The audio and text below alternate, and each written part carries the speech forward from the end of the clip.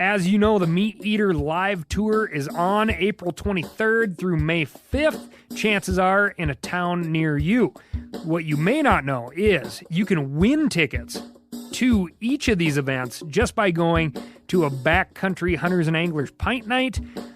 There's going to be a pint night in each of these towns: San Diego, Salt Lake City, Tempe, Anaheim, Boise, Sacramento, Missoula, Portland, Tacoma, where you can compete in Meat Eater trivia and win not only tickets to the show, but a chance to be on stage with all of us. So get your butt to a pint night, and we'll see you on stage. Hey, I'm Tyler. And I'm KC. And you're listening to the Elvin Podcast. The horse.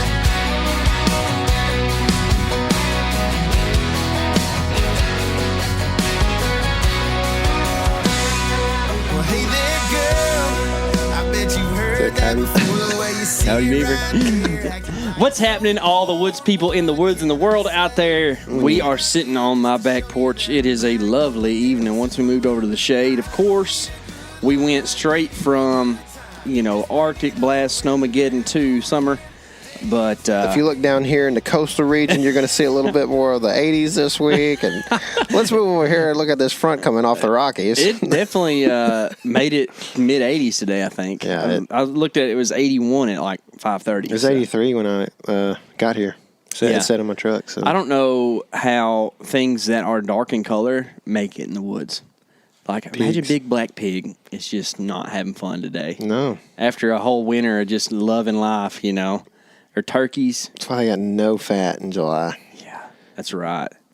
They're nasty. They are There's a black nasty. horse over there that's, I know is hot. Subject to human yes. human movements. Yes. It's so glad that we moved it to East Texas. Mm-hmm. But anyways, it's about as far from deer as you can be right now. I like to think of this a lot. We just went through #shed rally season. And once those deer lose their antlers, that's as far from shooting them as you can get pretty much, because they is all does at that point. They all slicks at that point. Bunch of mule heads. Yep.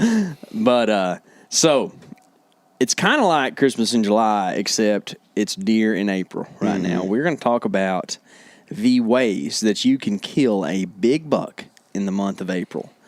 You might be like, but there's no hunting seasons, guys. What are you talking about? Well, you probably know what we're talking about, You've right? never been to Costa Rica. That's right. I have, actually. Okay. They do shoot whitetails down there, funny enough. Also saw an ad, or maybe it wasn't an ad. I don't know. I follow some wildlife-ish Facebook pages, like Game Animals of the Past and stuff like that. And they were talking about how in Puerto Rico, maybe, or one of the islands down there, how there's European whitetail deer. European. And I was like, I don't think that's a thing. Y'all correct me if I'm wrong, but as far as I know, whitetail deer are specifically North American, and then there's a population of them in Australia. And that's really? all I know. I guess I knew that. Yeah, or one of those. Yeah, I'm pretty sure it's Australia.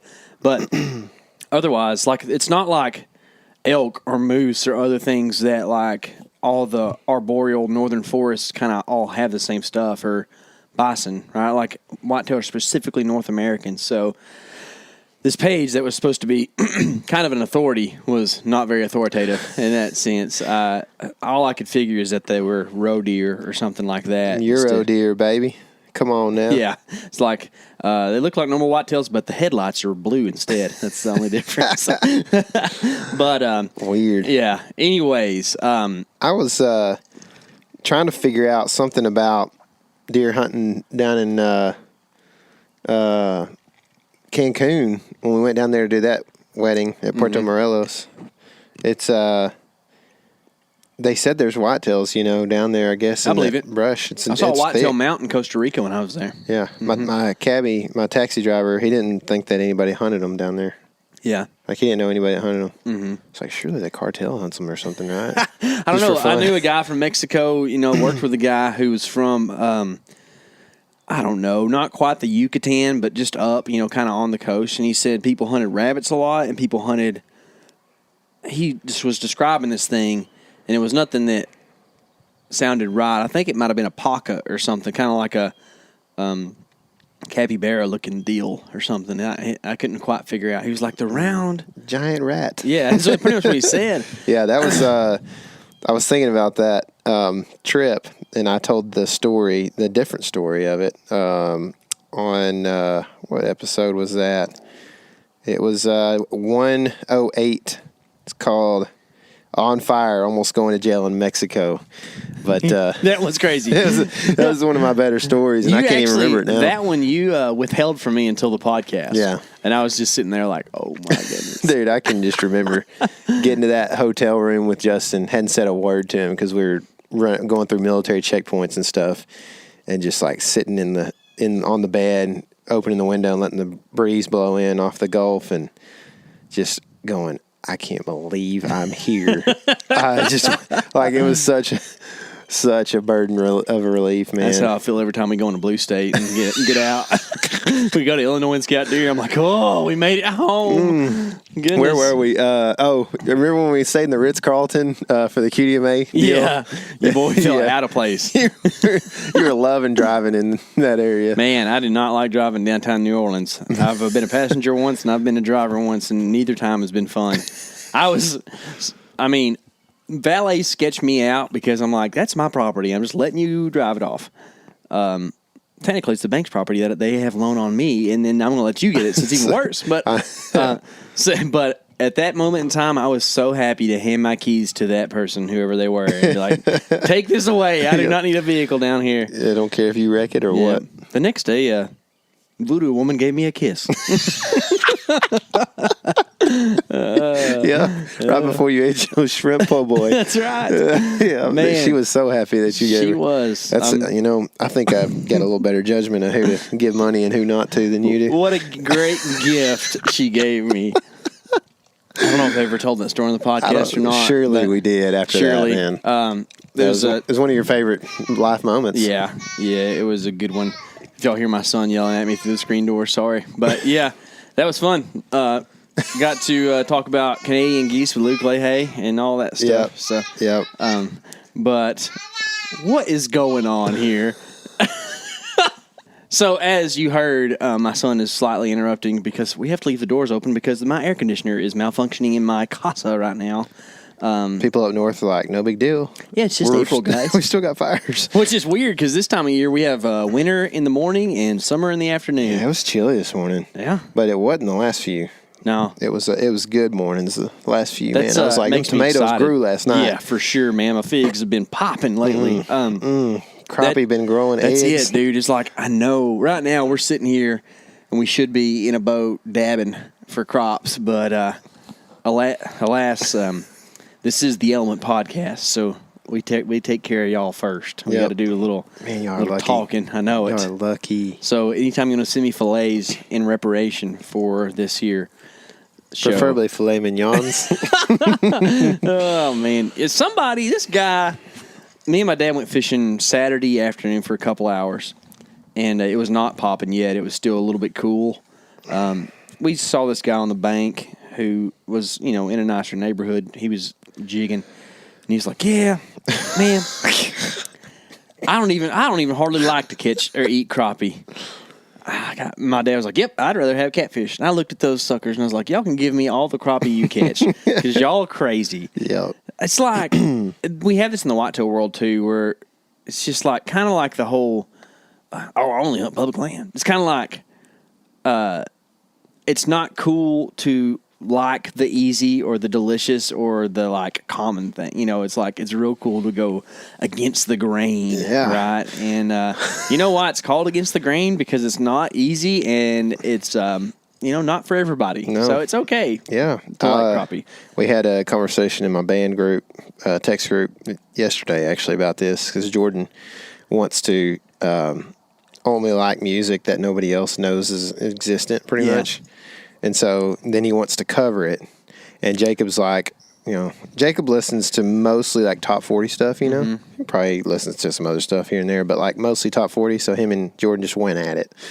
And they were just dissing each other so hard. And Jacob was telling him, this song sucks, He's like, why should we play this? Like, nobody's going to know it. it's not fun for me to have to learn it, and it's not a good song. Yeah. And so that's if you're writing originals, that's cool. But if you're doing covers, you better do covers people know.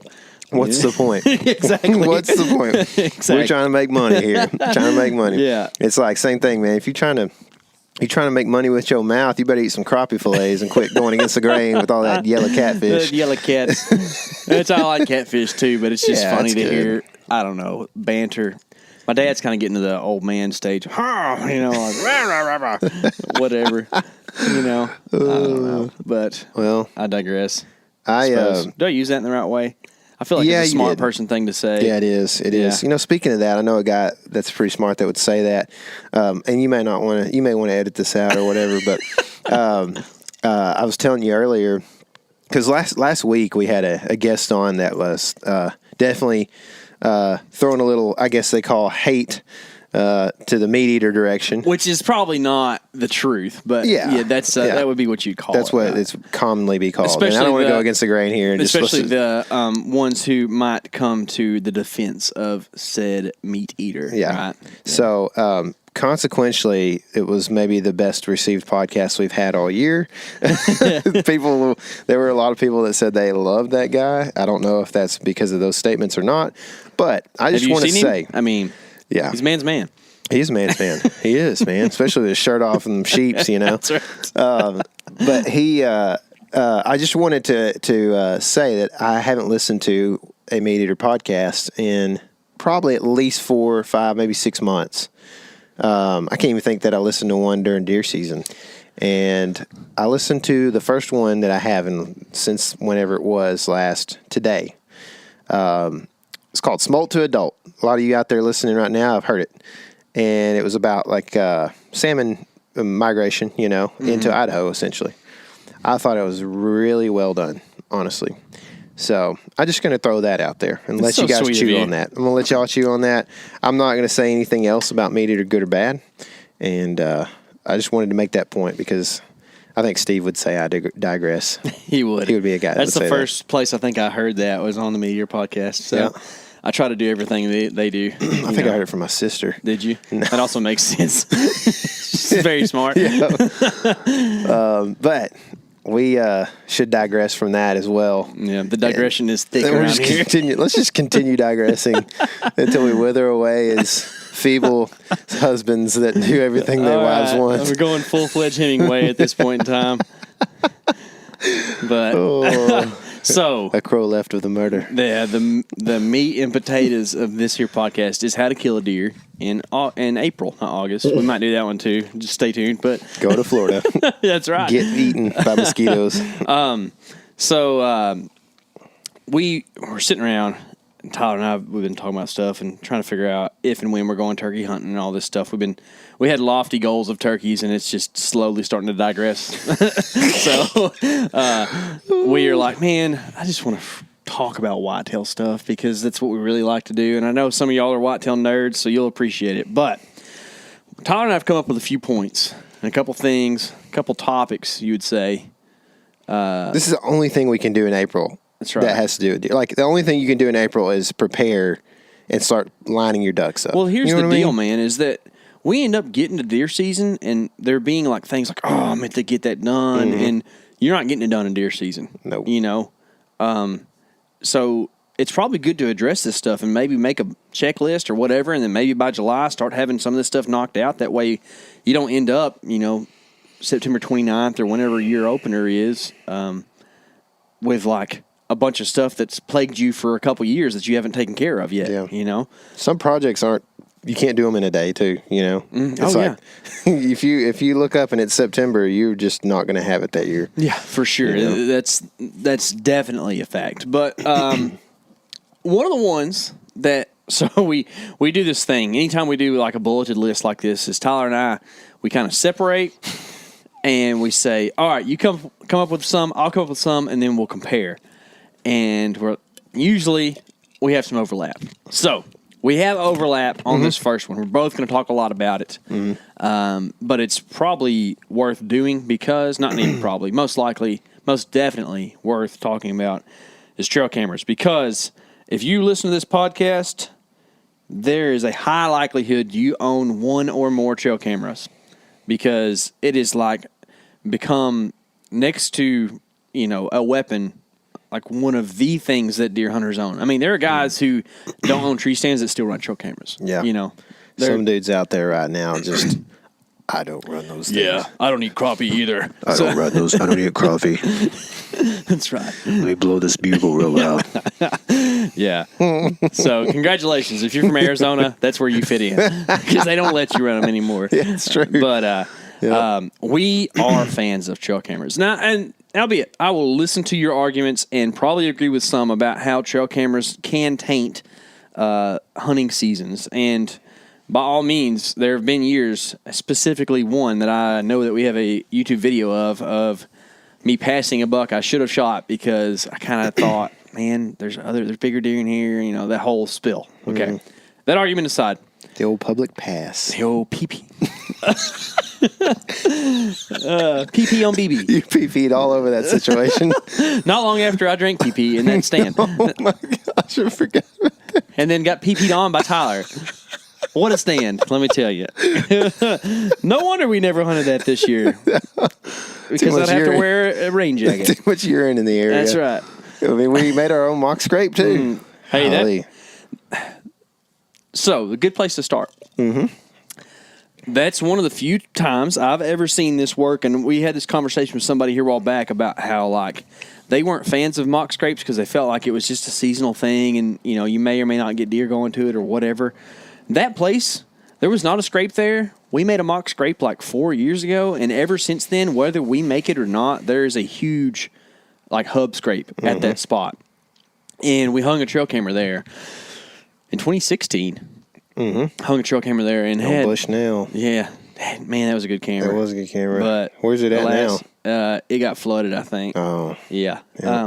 But no more. They make them better now, though. Yeah, now those are stupid, expensive, and not very easy to work these days. But we've had a couple different cameras there this year. This year we didn't hang one there because we never made it back because we had so many things going on.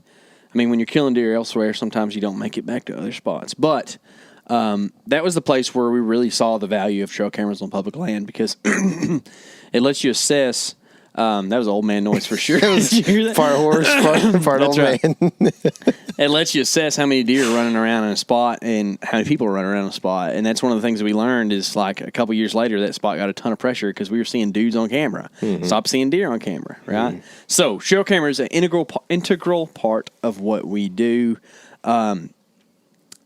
Tyler, what do you think is the number one thing that we slack on when it comes to trail cameras? Man, the number one? Yeah. I feel like there's a lot. Okay. Give me I'm a big time slacker in this department, comparatively with you, but cleaning and updating firmware is that's a big one. Pretty number one. Yeah. They're pretty close at least. If you've got cameras that are older than a year or less, I mean, sometimes you really never know when there's a firmware update. But the good thing is most of the time, unless you're a terrible company like SC, you don't have firmware on your camera, supposedly. Yeah, sackcloth. That's what you wear whenever you use those. But I called long story short, I called their service department because I was like, okay, this camera's not functioning right. It's got to be this. And they're like, oh, no, there's no such thing as a firmware update. So, yes, there is. So, anyways, get you a good reputable company. Most of them will have a spot on their website for firmware updates. You go and just put your SD card in your computer, and it'll download upload technically that to the SD card, and then you can download that to your camera.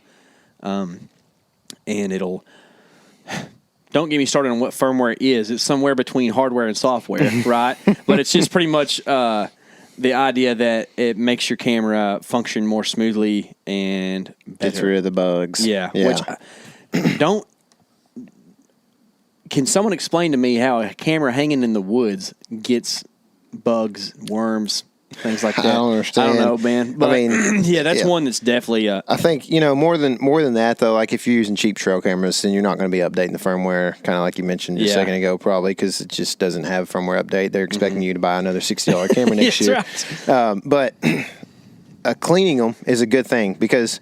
You're going to get like bugs and stuff like that in them.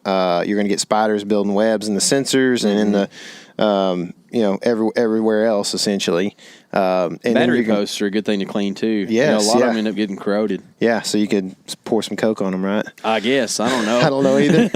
I wouldn't do it without consulting YouTube first. I feel like there's got to be something better, like rubbing alcohol or something. You know, I don't consult us, but just look that up. Yeah.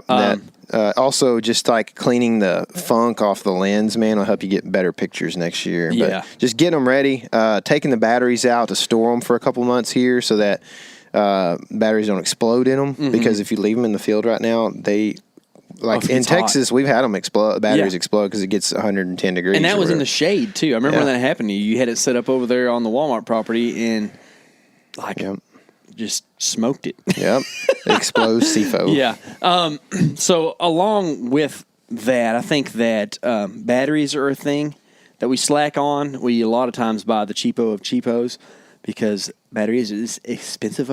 So right now, if you wanted to, you could just be watching sales, and anytime you see lithiums come up for sale or something, maybe you grab some, Yeah, but like you said, cheap batteries will work, and especially when you're talking about north of here, like in the summertime, you got mild temps. Yeah. Cheap batteries until you start getting to where you're going to get colder temps. Yeah. I mean, I suggested if you're going to run cameras all year, that's what I do. Now, if you got the budget for lithiums, then so be it. But, man, I saw this one time this year. We had a cold snap in season, and I saw it on my property here. I put Railvacs, which are not the worst, but they're not the best, And, dude, they lasted 5 days, and they only took 250 pictures. Yeah. And I know lithiums I guess maybe better. not cheap batteries, but cheaper than lithiums, you know what I mean? Even a copper top is going to be cheaper than a lithium, Yeah. So, and that's a good solid battery that'll work for you for a while. So. Yeah. So that's another thing is just kind of the battery maintenance stuff. So that's on all the cameras that you have already. But if you're like us, you either got one stolen, one got ruined, or you just want to add a couple to your regiment there, it's probably a good time of year to maybe be looking for sales or looking for cameras to buy, because before next hunting season, these brands or these retailers are going to start kind of doing some clearance stuff on some of these cameras, because just like with everything in the hunting industry, there's new stuff every fall. So about June, you'll start seeing some companies release new cameras, and a lot of, I think that's when June, you can see the market. Basically when June happens is when people start getting, when the hardcore guys usually start getting pretty interested in deer hunting. Now your kind of passive deer hunters are usually they're going to listen to this podcast about October 24th. You know what I mean? Yeah. But some of the hardcore guys, even the hardcore guys are taking a little break right now, crappie fishing, catfishing, some of them. Sorry. And so in June though, that's when you start seeing velvet develop enough that you can tell, that's going to be a good buck, you know? And I'll tell you this, Moultrie actually sent us a couple cameras to do an unboxing on. We have a A900 and an A900i. So one of them's infrared, one of them's red flash. I looked it up, and that A900i right now you can find on sale for $63 with, it comes with a 16 gigabyte card and 8 batteries. How do they do it? Dude, I don't know, because that's not a terrible camera. And I know it's they got to be making 10 cents on them things. I know it's not as cheap as some of the ones that you might find. But, you start trying to buy batteries and SD cards, especially, here's a little tip, guys. If you have to buy SD cards, don't buy them right next to the trail cameras. Go over to the cameras yes. At Walmart, because they're way Amazon. cheaper. Yeah, or Amazon. Yeah, you can get better cameras for that. But I don't know. We're going to do an unboxing video of those two and probably run a little comparison with some of the other cheaper trail cameras we have. But so far, I'm pretty impressed with just the price point and what you get on those Moultrie 900Is. I think it's going to be a pretty good little option, especially for that public land spot where you know, you don't want to. Well, we might run a few cell cams on public, but man, it gets kind of scary sometimes. You know. Well, let's talk about that a little bit. Like what, like when we start getting those cameras back out here in the next few months, and in June we start putting them out. What kind of, what are you focusing on? What are you thinking about? Like where to put them? Is that what you're saying? So that was one of the points I had. Is like one of the things you can do this time of year is think back at like camera locations that you had this year, which ones did well and which ones didn't, and then also maybe take it to the next level and say, I got pictures of deer, but did that actually help me kill animals at that location, or was I just getting inventory? Because the PP hole we hunted, we had some summer intel there that didn't work for us, right? Not worth a hoot. Yeah. So that's the thing, man, is that honestly, outside of you know, maybe we talk about this all the time, but the dilemma of summertime trail cameras in Texas is that you're not going to see those deer there in the fall. So. And I feel like that's a thing in a lot of places too, not just Texas. But I mean, we definitely saw it. Like we were so confident going into that October. Yes. I mean, we had multiple deer in daylight, multiple times in that area, in a place that was like we could access fairly well. We felt like kill these deer. We knew what they were kind of doing. And they just disappeared once the velvet came off. We did stupid all day sit there. Yeah. We've talked about it a few times. You know, I think for me, like looking at, you know, if I was to go back, like you said, and think about what has worked for me in the past, when it comes to setting trail cameras in the summer, one thing that worked this well that we have, you know, pretty good proof of is the Illinois buck. I mean, it was June, I think, when we went out there, and you found a hub scrape that was a year-round community hub scrape that you could see, you know, and this is one of those deals in June. If you can still see the scrape, it's probably a good scrape. You know what I mean? Like in the fall, it was probably the size of a Volkswagen. It got hit. You know what I mean?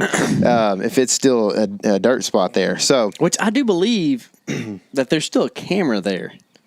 Is that right? I think there is. Yep, I think there is. So I'll be interested to see that. Yes. But yeah, so like that,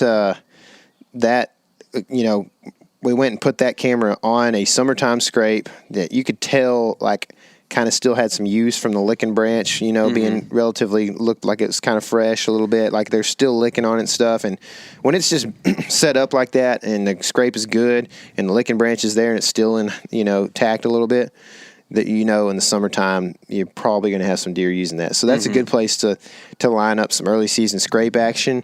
Another thing that I think of is, if, you know, it's, as far as, I know we're getting ahead of April here, but essentially this is same vein of conversation. Like, finding areas of heavy doe concentration, I think, is kind of a key way to find and kill bucks in the rut. So those doe, like finding bucks, like we said, we found a bunch of bucks here in Texas that summer in 2017. They all moved off because their testosterone changes and blah, blah, blah, you know, but they go to their fall range. The does are a little less apt to do that, especially family groups. So if you can find, like, you know, a family group, 3 or 4 does hanging out together, and, you know, a couple of family groups, and know that that's like a high concentration of does, that's going to bode well for you, I think, in the rut. And it's going to be a place that you can kind of rely on, as opposed to like, well, I had bucks here in the summer, now I don't know what to do because, you know, it's September 29th and we got the hunt, you know, got the season opening up soon, and this buck is nowhere to be found. So yeah, just getting into does and trying to locate big groups of does, I think, would be good too. What do you, I'm guessing you're thinking about like getting on a map, you know, like on X or whatever, and thinking about places to put a camera, right? I mean, I think like, yeah, exactly. So, but I mean, also, you know, when June comes, like, what are you looking for? You know, what do you look for when you get on the ground? And I think what you want to do as far as map scouting right now goes is, you know, if it looks like on the map, if it looks like a good place to kill a deer and you don't have to see it with your boots and your eyes, then, you know, it's probably got does. In other words, you know, it may not have a big buck, but it's probably got does around. So, you know, in other words, it's maybe a food source that comes, you know, has a creek system that leads in between these 2 ag fields or something, you know. Yeah. And you're like, oh, right there, you know, on that transition is where they're going to come out of the field.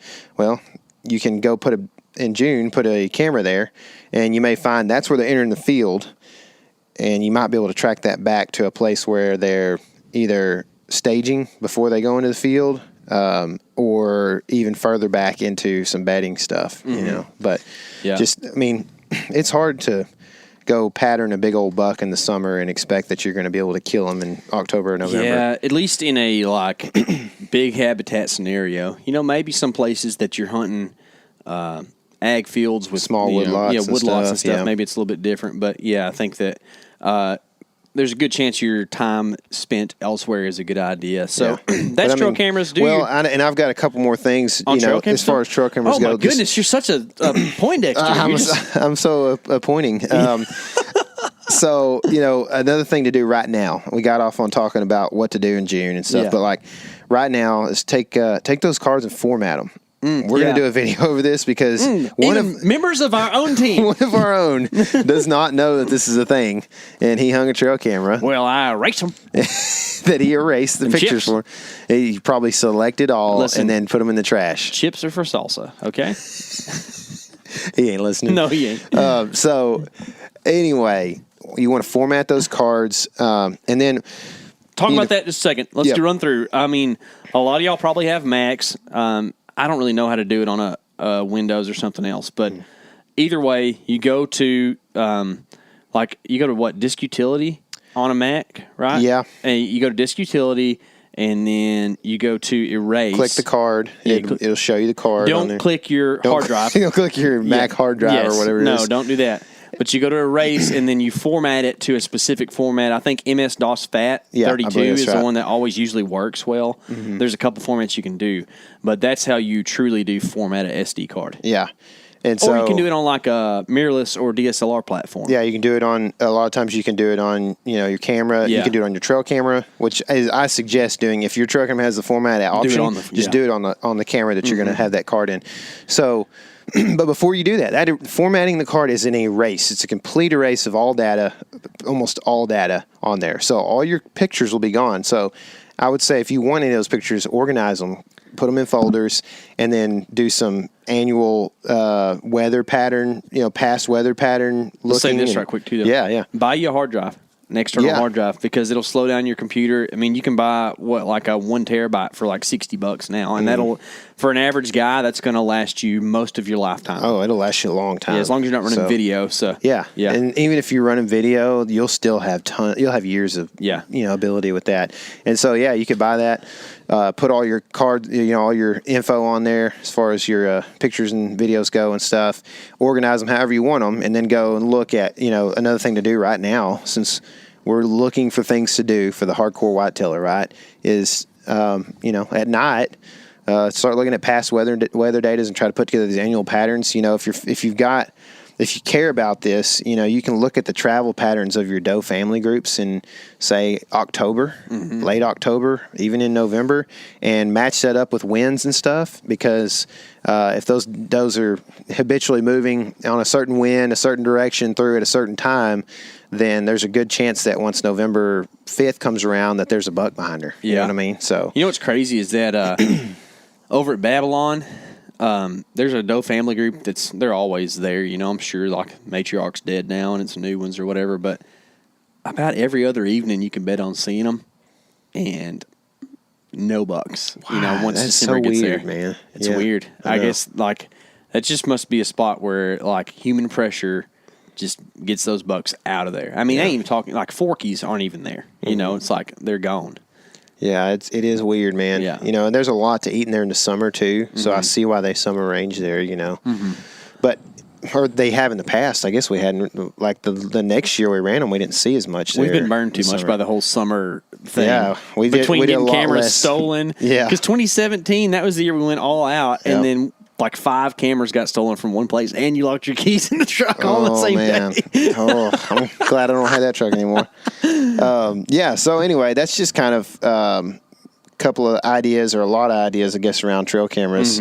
I didn't know, as far as the rest of this stuff goes, I'm sure we'll be able to talk up a storm, but we didn't know how long the rest of these points would go, so might as well just talk trail cameras for a while, That's right, dude. I love them. Yeah. I mean, you might turn your nose up at some crappie, but dadgummit, I know you like to look at a trail camera picture for big buck. Who doesn't? You know what I mean? It's just cool, dude. Yep. Even if even if it's a place I never will hunt, it's just something cool about it, you know. But anyways, what's your next thing that you think in April is a good thing to get done? Oh my goodness. Something I've been doing the last couple months and that I'm doing right now, thinking about a lot, is habitat manipulation. Just bought a chainsaw. I've always borrowed. Improvements is what some people would call that. Yeah, but improvements, manipulation. Yeah, we're manipulating. Because sometimes the things I do aren't improvements that I think they're going to be. So we're going to go with manipulation. That's right. So I planted I'm going to talk, I guess, just about some of the stuff I've done on my property. I planted a bunch of warm season native grasses, big blue stem. 2 types of switchgrass. One's an Alamo, one's a Blackwell, and then the other is an Indian grass. And they're all I wanted tall grasses because I've got a big open field, which you guys will see whenever I start releasing videos of the big old buck I shot this year. We're doing a big, long, multi-part series, and then, the entire film is basically a 2-hour film, probably. I would imagine, close. Get your popcorn. Get your popcorn. It's going to be awesome. It's going to be. I'm hoping it's a little something different than what's out there right now, and something kind of a change of pace, and something that is fun and kind of an event and experience, as opposed to just like a one-off. Hey, we killed a deer on public, Yeah. And so, what's it going to be called? You got a name? Monster bucks. Oh, baby. What do you think? Does that work? What if it's called You think that would be a hit? I mean, he had some big antlers, right? Yeah. And then you collect him. Oh. What if you called it Bone Collector? There, that's a good idea, too. That's a good idea. Because I collected bones. That's right. Yeah, that's a good idea. I'll think about this. But anyway, you'll Thanks see. Thanks for the target, by the way, guys. Bone Collectors did target today because Tyler won one. Hey, I tried to get creative, man. They liked it. Dude. I can't remember why, but I think I said Waddell for president or something on there, and they gave me a target. Good. Anyway, so we're digressing now. I've got this big a lot of open country on my property, for relative to its size, and it's got a little bit of neighbor. It's not secluded from neighbors, and obviously road too. There's a little bit of road frontage, so I'm trying to deal with that, and I'm trying to create basically a lot more of what you got going on here, where you've got because I have way less deer than you do. Yeah, but you've got thickets and stuff, plum thickets, and you got sassafras up here, and the small pine thickets and stuff, which I'm not probably going to have, but I'll have different thickets of things growing up, sumac and stuff like that, hopefully along the way, and then big switchgrasses and stuff too, hopefully. So that's kind of the idea. I've been planting a little bit on that. I've also planted. I just dispersed milo. I don't know if any of it planted, but I did it right before a storm, and we got a good rain and everything. And I don't know if that stuff has to be planted, almost drilled, or in good dirt. I don't think so, because I didn't think so either. I've spit it on the ground and seen it sprout up. I know.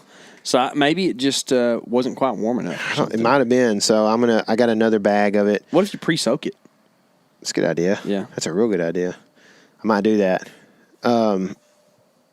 But yeah, I'll probably do that and plant before a rain. If you leave it too long, we can go catch catfish with it. There you go. I don't know. I kind of feel like that. Maybe that the birds eat it before it even has a chance. Possible, but I don't know. There's not a ton of birds around here, and really, they don't like milo that much outside of doves. Whenever you get birdseed with milo in it, they'll pick around that milo to get to the other little stuff. But it's possible. Who knows? I'm trying to plant some milo because I know that it will get pretty tall in our climate, I think, because we get enough moisture. We get more moisture than Nebraska, where I was hunting in it last year, and it was, plenty tall there, So I'm thinking that essentially using that for screening, the deer will eat it, but they're, dove might eat it a little bit too, and that's kind of a bonus, but I just want it for screening mainly in a couple of spots. So I'm kind of looking, most of my habitat manipulation is cover based. Yeah. Because, the yellow gold works good, and you got food. Yeah. And I don't have a tiller. So, I can't go plant a food plot just very easily. My dad's got a little tractor and a tiller on it, but dude, getting that sucker to my house, on a trailer and everything. It's just I got to borrow all kinds of stuff, and it's just more than a hassle. I'm so ready to be through the borrowing stage of life. Me too. You know what I mean? Me too, man. I have to borrow everything. Well, last time I borrowed a chainsaw, I had to buy a new one because it got stolen out of my back of my truck. No, you borrowed mine since then. That's true. Yeah, but That's you true. broke it, so I need you to buy a new one. Did I break it? No, I'm just kidding. Come in. It's not good because I bought a way more expensive chainsaw. Did you get an Echo this time? No, I bought it for Bo. For Bo. Yeah. Oh, that's right. What did you get? What do you got now? Didn't you get one? I got a Poland Wild Thing or whatever it is. No, it's just the yellow and black one. Yeah. off of Amazon, cheap one. Had a bunch of gift cards. So, yeah. So anyway, that's kind of like, those warm season plants. If you're planting right now to plant for cover, they tend to grow pretty vigorously and get pretty tall. They make good cover for the fall. I think that one of the things along with that that I'll be looking at is maybe a couple of more permanent stands on my property because I did hanging hunts a little bit over here, which is real lame because it's kind of like, man, what's the use of doing all that work when you have your own property? I might even build some wooden stands, like some ladder stands or something. Well, I don't know. Metal's more cheap than wood right now. Yeah, no Wood's kidding. ridiculous. But that's kind of my take on stuff. Like, I think that my habitat manipulation is going to be build a gold nugget pen like you did, because it seemed like to me that worked like so well. The fact that you had corn ready there that hogs could not get to, hundreds of pounds of it seemed to make a difference for you. And I need to, because I just ran a feeder and I had deer visiting the feeder from time to time, but it ain't the same.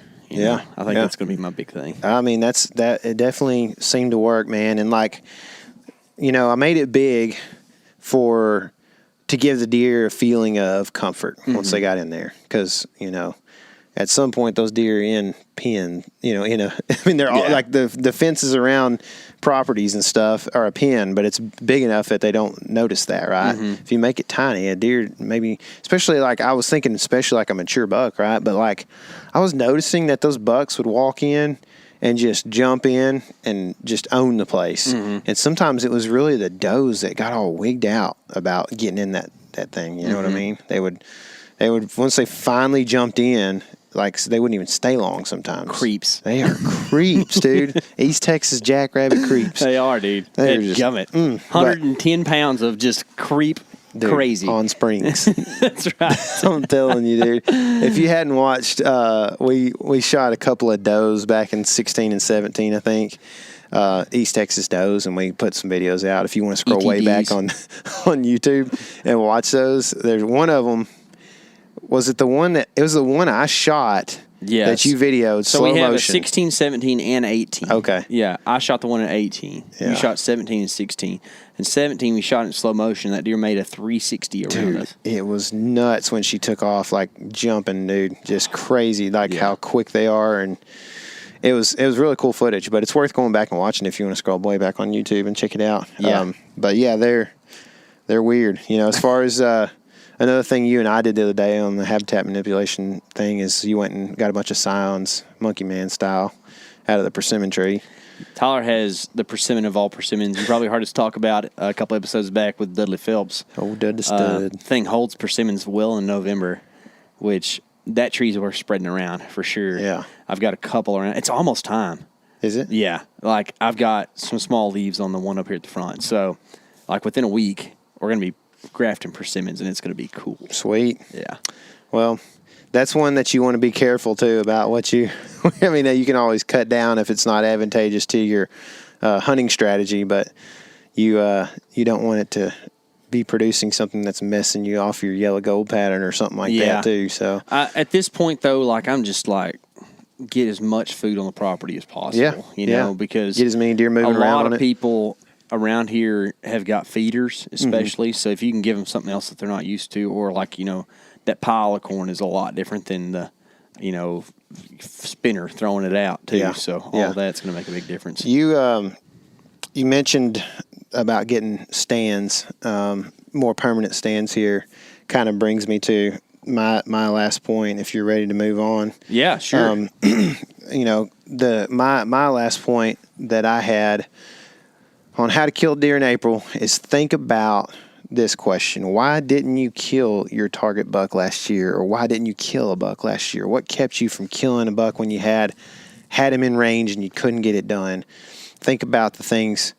And was it a piece of gear? Was it a piece of expertise or experience? What was it, And if it's a piece of gear, I think like for me, like for you, say maybe it was a big pen with a bunch of corn constantly running, you know, and you didn't have the budget to buy the corn or the pen or whatever.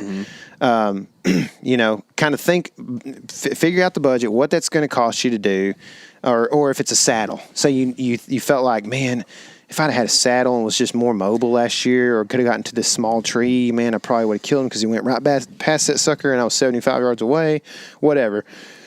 Take, and figure out what the budget is on that piece of gear, what you need, and then just do a couple of odd jobs right now. Just think who can I help do something, $75, half day deal, whatever, just help somebody out and make you a couple $100 and save it and put it away for whenever you need it, whether it's this summer or whatever, and get your piece of gear that you need that'll help you. Because there are a few things, I think, I'm not like a super gear nut, but there are a few things that are very helpful when it comes to gear, and corn obviously is one of those, Just kill one of my first mosquitoes. Yeah, they're all over me right now. What's going on, man? Golly. Yeah, I think that's cool, man. It's a and kind it may even be a better point. rifle. Like I know a couple years ago you missed. Was it a hog with a muzzleloader? Yeah, because it was just it was just kind of a cheap borrowed muzzleloader. And it's like, man, if you got a muzzleloader season, you really want to hit that. Just save up a little extra money and figure out how you can do an odd job and make muzzleloader money. I can now hit with that muzzleloader pretty good out to about 100 yards because I took the scope off. That's how bad that scope was. Yeah. Barska. Yeah, it's not a good one. But, yeah. That's the guy that hit me up on Facebook earlier. I thought that was the guy who, used to do stuff the hard way. Ted Barska, isn't his name? Oh, no. What was Tread it? Barda. Tread Barda. Yeah, that's right. Yeah. Tread's fallen some hard times, I believe. He might have even passed away. I don't remember. I think that's right. Did he? I know he's got like a son that's named Tread or something, too. Broke his back or something, and things got weird. Yeah. All I know is that guy peed in his waders to warm up. He's weird, dude. I don't know. Whatever. Some rich dudes are weird. Yeah. The southern thing to say would be God rest his soul, right? I don't even know what that means. It for sure is not theologically sound. I wouldn't think. So anyway, great point there. Something that I'm going to go with a more concrete thing, and then something that's a little bit more abstract as well. Not quite as creative as you, just because I've been hanging out with a 1-year-old all day, so my creative juices they never flew, as in flowed. Oh man, what's your thing that I love so much? Squoze. I said it on a video the other day, and you didn't even say anything about it. I think it was that live video. Yeah, I tried to hold it all together. Yeah, you were preserving the fourth wall. I was videoing with the two hands. Albert two hands. So, weapon stuff is something I think you can really address this time of year. New bows come out in the fall, which I think is ridiculous. You should probably be buying a 2020 bow for the 2021 season. I'm never going to tell you that November 5th is the time to get a new bow. It's just crazy. I know people do it, and I'm not trying to knock you here, but I feel like that is a deal for the guy who is a hunting celebrity and has all day to mess with his bow and get it ready to go, and if not multiple days, and has everything it takes to swap all the stuff off the other one onto the new one and feel real good about it. Yeah, that's just I just like shooting all summer and then just dialing it in little by little, and just feeling great. Yeah, shooting 3 arrows in the evening and being like done. Yeah. It feels good. So if you are thinking about being in the market for a new bow, maybe now's a good time to do it. And you might even luck into a couple situations. You might even find, hate for it to be this way, but somebody who's hard on their luck, and ready to kind of get rid of their 2020 bow or whatever. Or you might go to your local bow shop and support a small local business, and they'd be really appreciative of you coming in and spending money in April that's so far away from deer season. Or They might even be trying to kind of clear some of those out, getting ready for the new inventory that's going to get there in September or October, for the releases that are going to come in November. So if you're thinking about making a switch, which I am a little bit, we'll see. But I definitely am. I'm tired of shooting a short axle to axle bow. So I'm thinking about it. And I want to get that done in April. Is kind of the plan. We'll see how that goes for us. But yeah, we will. Even if you don't swap bows, this is the time of year to go get anything done on your bow or rifle or whatever you're hunting with right now. Don't wait until August. Don't wait until September. If you think that I'm going to go get, I'm going to do this a month early ahead of everybody else. Well, anybody who's as serious as you are probably is doing the same thing. So, don't be that person. Not that you can't get it done, but man, it's like Tyler was saying, you're so much better off getting everything dialed. Like right now, my bow is in desperate need of a string, and I am going to have to get that done at some point in time if I don't swap. So probably going to look at getting that done in April or May. And I need to kind of fiddle with my sight tapes a little bit. I'm swapping up arrows a little bit. Me too. Gonna be shooting some vectors this year. Pretty excited about that, to tell you the truth of the matter. I shot them in the yard the other day. I actually shot them at a target in the yard, not just, just in the dirt. But, man, they fly bad to the bone. They've got these, what's he call it? A T2i, I think is the brand of the fletch. I don't know. Isaac is like... It's also a Canon camera. It probably isn't a T2i then. Maybe it's TI2 or something like that. Yeah, I had a T2i. It's my first camera.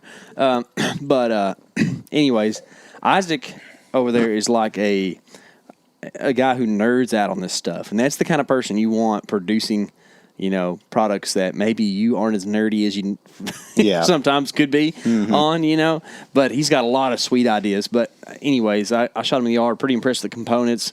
The knocks are top quality, but those fletchings, man, are rigid and super quiet, even on a four fletch. And I mean, I was grouping broadheads out 65 yards, no big trick, which I've shot the AAE Max Stealth in the past, and I thought I liked those. But I mean, it seems like to me that now, given if I was perfectly tuned and just a perfect ace shot, technically you don't even need fletchings. Everybody uses them because no one's perfect, right? So you might as well find something that's, as easy to shoot as possible. Really, that's kind of what we talk about a lot. It's all well and good to be able to sit here and punch foam in the backyard, but like, dude, sometimes, especially if you're like saddle hunting or something and you're all contorted and backwards, you aren't going to shoot with your bow perfectly not torqued, so you need to have something that's going to work in not optimal conditions. Yep. And I think those arrows are going to be sweet. Yeah, so I'm excited, man. I think you're speaking right up the right alley here, man. It's just like, things aren't optimal when you're deer hunting, man. No. I mean, if they were optimal, I'd have had more deer killed on film this year. You know what I mean? Yeah, or I would have just killed more deer. Same deal. You know what I mean? It's you can't. It's kind of like your Christian walk. You need to understand that you will never be perfect, but that is not by any means a reason to not try to be the best version of yourself that is possible as a human, right? And it's the same way with archery equipment. Yeah, and it's like same deal. Like you may or may not know certain things, and so you want to surround yourself with people that can help you out with that. Like you said, you may not be the nerd that you need to be sometimes. And so, like, that's me for sure. Like, I don't quite have the passion to learn about everything about the bow setup and the archery aspect, but I want it to work, and I'm game to try to be better at it. I just, but I need somebody who's going to help me and not just say, dude, just figure it out, or dude, just, you just got to do this, and I'm like, I'm doing this and it's not working, so I'm halfway between you and Isaac. I can kind of do it, but you're like Jesus. You're the mediator. Yeah, I'm the interceder. Wow, thanks, Tyler. That's scary.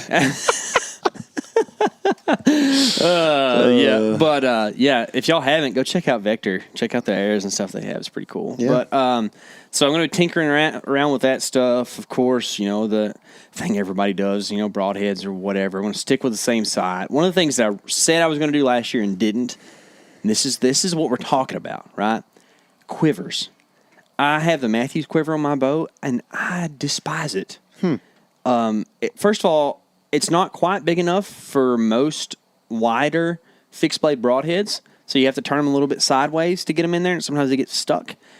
When you shoot with the quiver on, which I like to do, it has 2 points of contact, which is one is where get out of here, Woodby.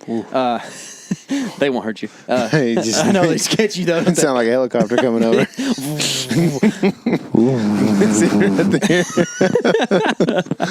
But That's never mind. The arrows contacting the foam end of the quiver where the point goes, and then it's not like 8 inches down where the other point of contact is. And I want to get something else that's like holding the arrow in there better, because multiple times I'll be walking through the woods and a briar or something catches the arrow, and you end up having to turn around and pick up an arrow off the ground. Like, that's lame. Yeah. Or what if you don't see it, and then like you got a broadhead that's exposed, and you cut an artery or something. Yeah, or you drop it out in the dark as you're walking out and you have no clue. Or it just hits which I did that. I lost one over at TL this year. Never found it. Or worst case scenario, falls out and then hits your string. Mm-hmm. Ooh. Dan Beeler messed up his string this year. Really? Yeah. Yeah. He still shot with it that way, and it worked. Ooh, that's a brave engineer. He's probably mad that I said his name on here, but he. We can edit it out. That's right. I'm going to leave it just for him. Just make it a deer grunt or something. Beep, beep, beep.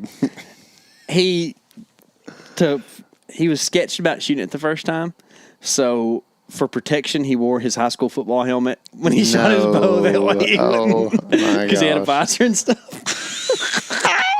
He is a visor kind of guy. He is, dude. Prima donna. Good looking when you got a face like his, dude, you got to protect That's right, man. Good looking fella. You got a face like mine, you grow a beard. That's kind of my thing is the weapon stuff and the gear related to the weapon. It's a great time of year for that, and quite honestly, like, it's a great time of year to just get out in the yard and shoot.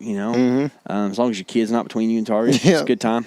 Good weather. Yeah. Good weather for gardening. Good weather for fishing. Good weather for thinking about deer, man. That's it, man. So the last thing that I have that's going to help me kill a deer in April is I'm going to work on getting in and out of the woods.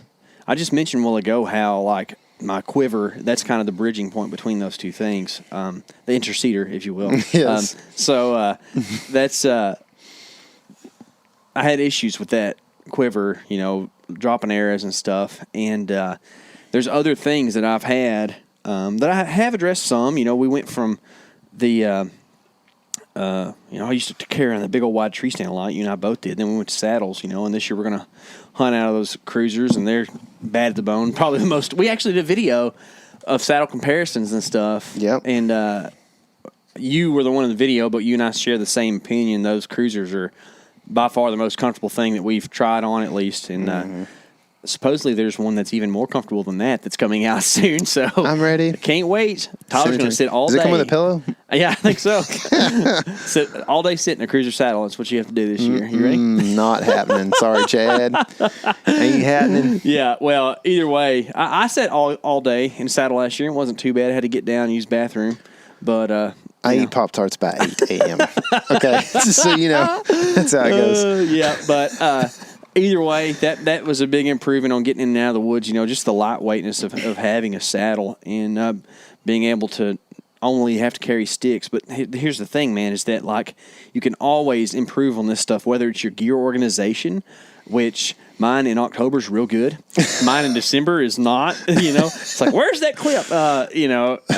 Oh, it was the stupid little bow hanger thing I would always lose. I put it in a different pocket each time. But I used to lose yours in a tree every time. No, I remember going to the woods. It was 20 feet up in a willow tree, and I could not get to it.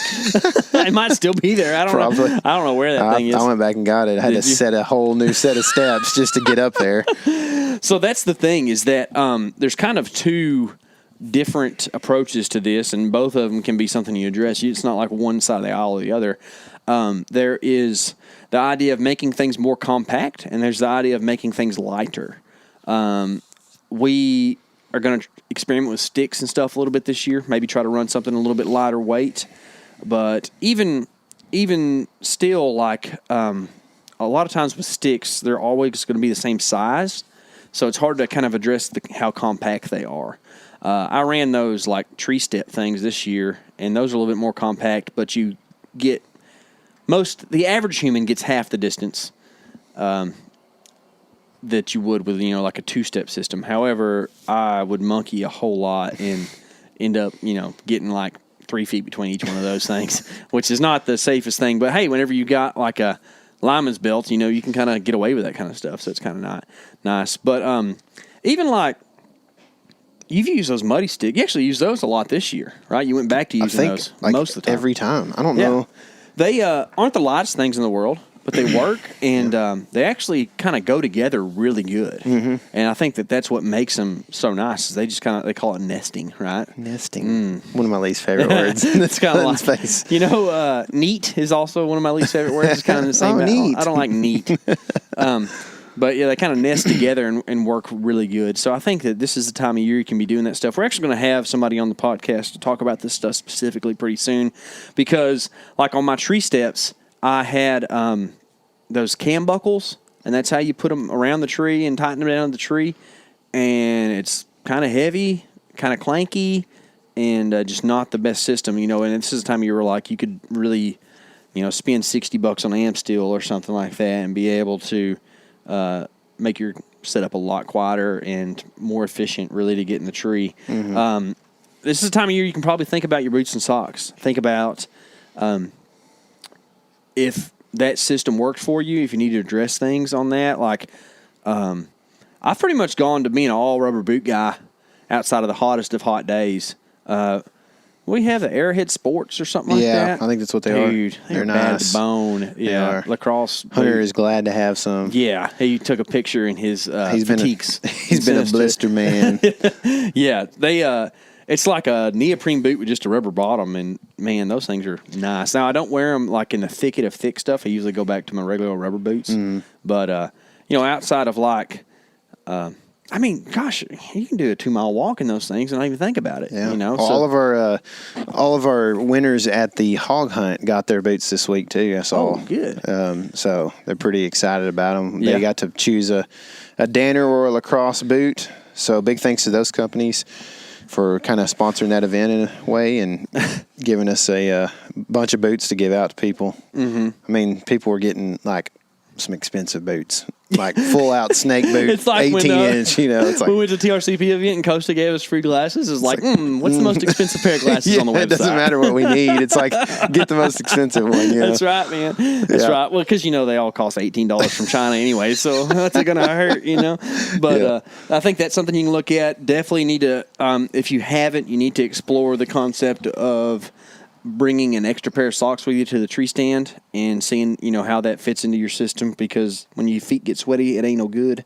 It's a good time of year to address things that tangle. We talked about that a while ago, but tangles. Oh, tangle. Okay, gotcha. Yeah. Tingly happens in late December when it's real cold. But I wore that six pack all year, and you wore it a ton too. And there's like one drawback. That's the drawstring on that thing that always tangled up on briars, man. So I'm going to have to do something different about that. Chris and I actually talked on the phone about it or whatever, and he was just like, just tuck it in. I was like, man, that doesn't always work. Not a tucker? Yeah. No, I never was very good at that. But, me neither. I don't understand how it's supposed to work. But that's one of the things I'm going to try to address. Maybe a system for carrying my bow a little bit better on some of the long hikes. Like in Kansas, I walked a mile to get back where I was going. and killed a giant, killed a big old deer. But man, quite honestly, when you're like carrying your bow around, especially your bow, it's a heavy. lot heavier than mine. Yeah, I got some junk on it. Got some stuff on it. Yeah, who knows if I need all that? But Might. The more you carry your bow around, like down in your hand, I feel like the more opportunity there is for things to get messed up and knocked around and broken or strings caught on barbed wire or whatever. You know what I mean? Mm-hmm. So maybe kind of look at a different way of being able to strap the bow to the what? I was walking in Iowa in 2019 and had my bow by the string, I was walking with it by the string. And I'm going, it had rained, and I'm going down this, like I'm in a river bottom, but so it's just like black, slick mud, right? And I'm going up and down through this little like drainage that's coming in the river. Yeah. And I slip hard, dude. And I try to, obviously the first thing you do when you slip is you like spread your hands out to get your balance, or whatever. And so I just like took my bow, I just spread my hands out or whatever. But I'm going down. And so my hand ends up over my head and my bow is being held by its string. And it's like flopping like rage and smokes me in the head. And I'm pretty sure that was the sight that hit me on the head. Yeah. And I'm literally like, I'm walking in 1.5 miles that day. And I was like, I'm about to get in here and a 170 is going to come walking down the ridge and I'm going to shoot and it's going to go way over his back or something. How many deer did you see? 0. Yeah, I knew. 1.5 Thanks, John. Oh, man. Yeah, that was a tough one. Man, that was a good-looking spot, You too. killed a good one after that, though, so it's good. The last thing on the in and out that I have is I am going to, not even on my phone, I'm going to straight up get the laptop out, log into OnX on the laptop, get that big old screen, and I'm going to look at all these places that I know are deer killing spots. Because you and I went in and found a couple more deer killing spots this year on some public land in Texas. Because, side note, a little digression here, we feel like idiots because we have not done as good in our home state as we really wish that we have. I mean, you killed a public land deer last year.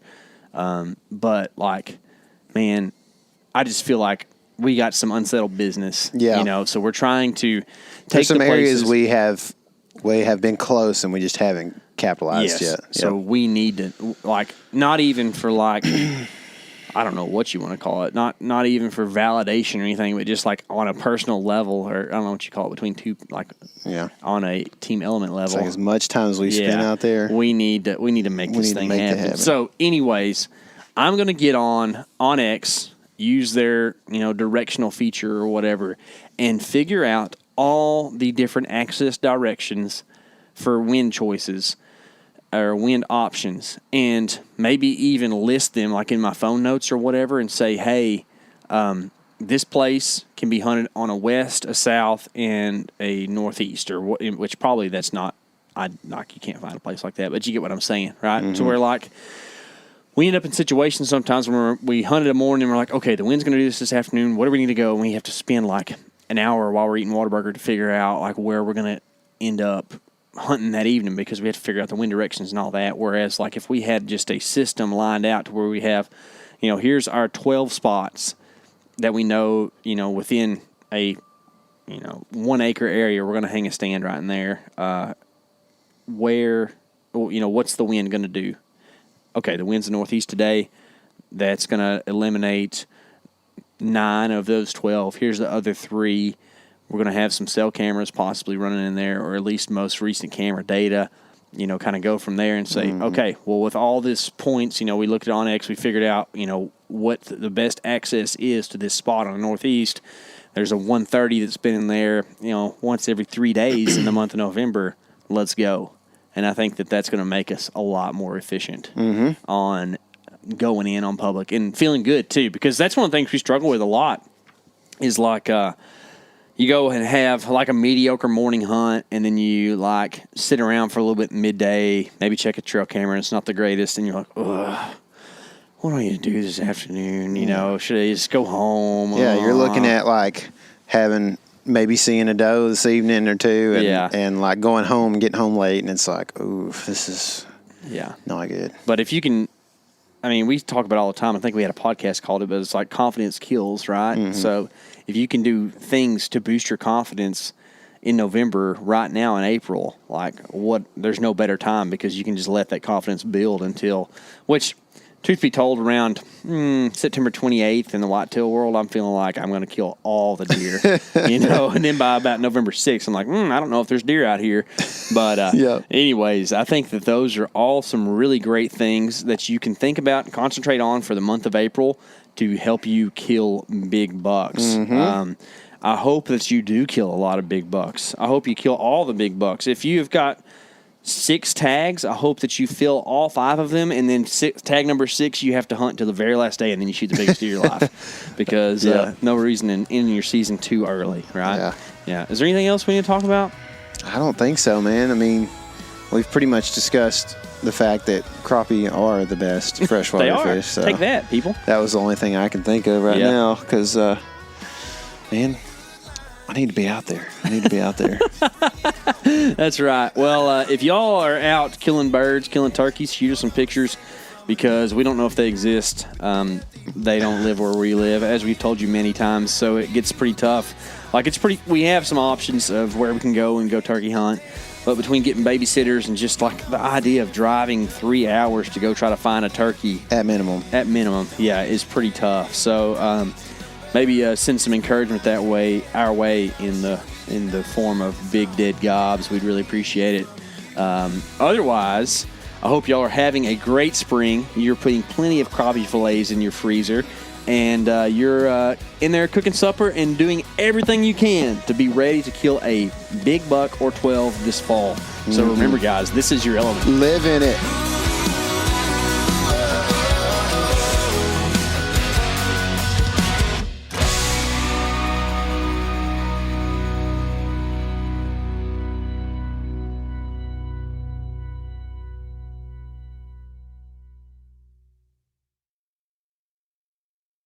As you know, the Meat Eater Live Tour is on April 23rd through May 5th. Chances are in a town near you.